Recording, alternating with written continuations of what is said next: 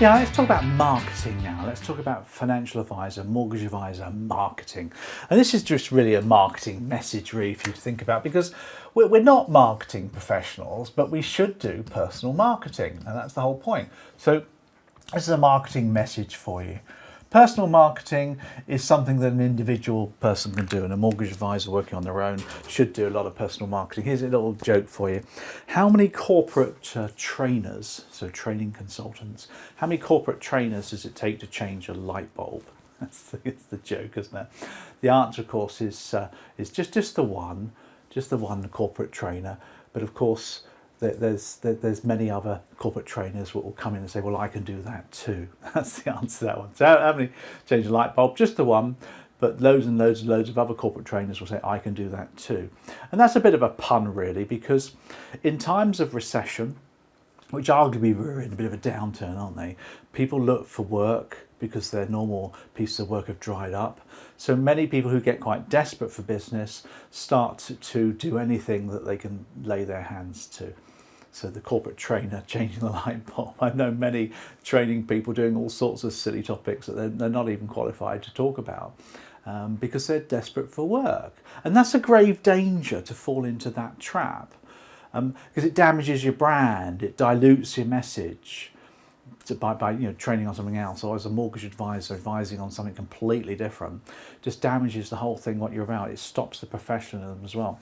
By all means, diversify, yes.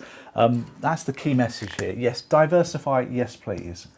But when you diversify, make sure that the diversification is correlated. There's a couple of big words for you, isn't it? It's correlated to your topic. In other words, connected to your topic. So just take the corporate trainer who does financial services training. She wants to get some more business, so she decides to do some mental health training. How to be resilient with your mental health. Now that's great. Will she do it justice? Possibly not. She might just read a book on the topic and deliver from the book. I've seen many trainers do that.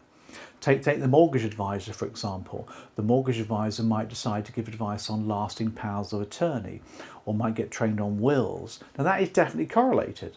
So that's diversification in the right manner.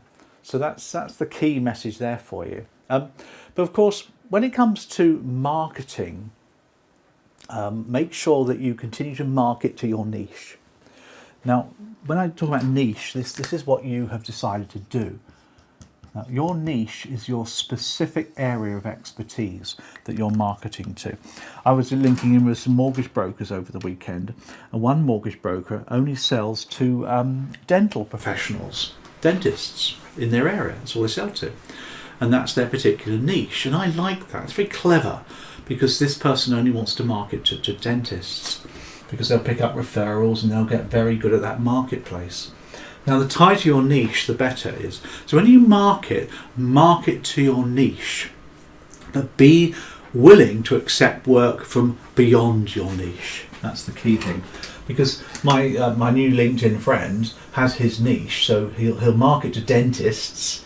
But if somebody in the dentistry trade refers their brother-in-law, for example, who's a mechanic, for their mortgage, my friend will still deal with that person's mortgage. But they never marketed to them in the first place.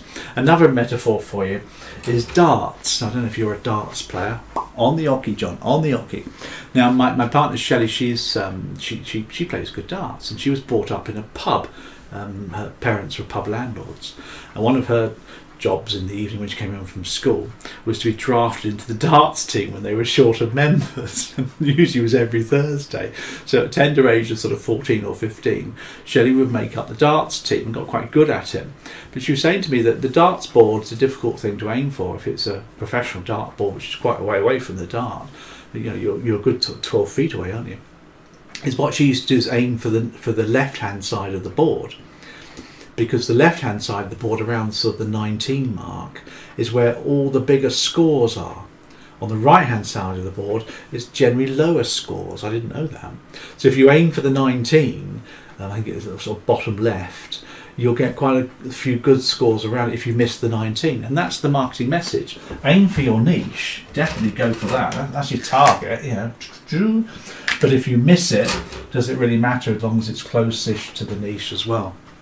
So that's the message. Another example might be a later life marketing, later life advisor might well use Facebook to market people in the southwest region, Cornwall, Devon, Dorset.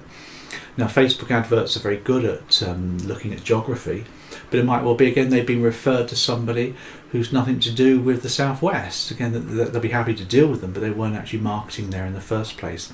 So that's really the message. It is aim for the market, be prepared to accept business, but when you diversify, don't diversify too much beyond your core marketing or your core niche area. Is the key.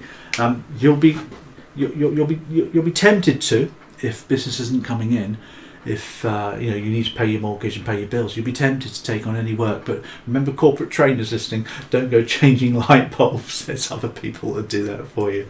Personal marketing for you, really important. Don't forget it.